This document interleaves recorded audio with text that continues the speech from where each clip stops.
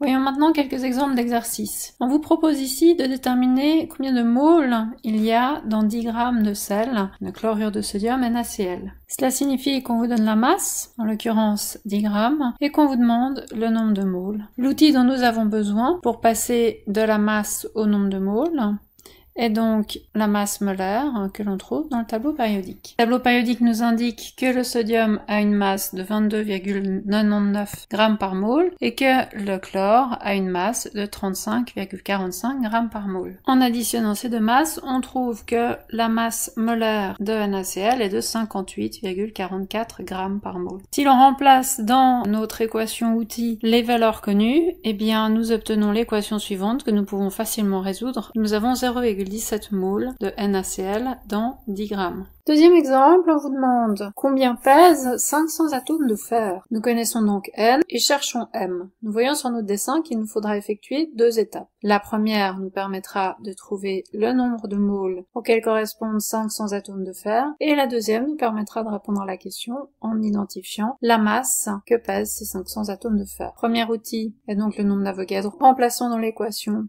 avec les données connues, et nous extrayons X. Nous trouvons 8,31 fois 10 puissance moins 22 moles. On peut reporter sur notre schéma maintenant comme une valeur connue. Deuxième étape, nous avons maintenant le nombre de moles et nous cherchons la masse molaire. L'outil nécessaire à cette transformation est la masse du tableau périodique. Le tableau périodique nous indique que la masse molaire du fer est de 55,85 grammes, soit qu'une mole de fer pèse 55,85 grammes. Complétons notre équation avec les valeurs connues et nous extrayons X. Nous avons ainsi répondu à la question et pouvons affirmer que 500 atomes de fer pèsent 4,64 fois 10 puissance moins 20 grammes. Dernier exemple, on vous dit ici que 10 puissance 20 atomes d'un gaz pèsent 6,5 mg.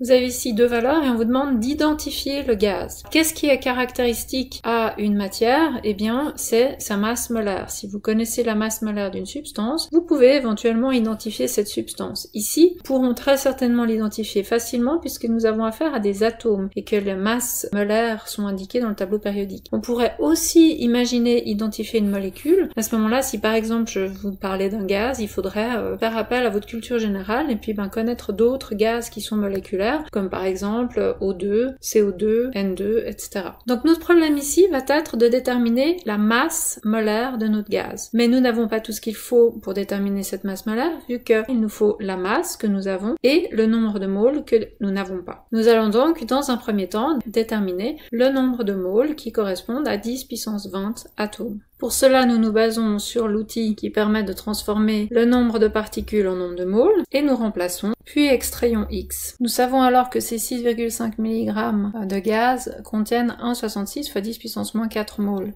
Nous avons donc tout pour utiliser la deuxième équation, le rapport entre la masse et le nombre de moles, et pouvons ainsi déterminer la masse molaire du gaz. En l'occurrence, nous trouvons que celui-ci a une masse de 39 grammes par mole. Dans le tableau périodique, nous trouvons quelques substances qui ont une masse proche de 39, en l'occurrence l'argon, le potassium et éventuellement le calcium. Mais le potassium et le calcium sont des métaux, donc il ne s'agit pas ici d'un gaz, tandis que l'argon est un gaz rare. Donc il s'agit ici probablement de l'argon.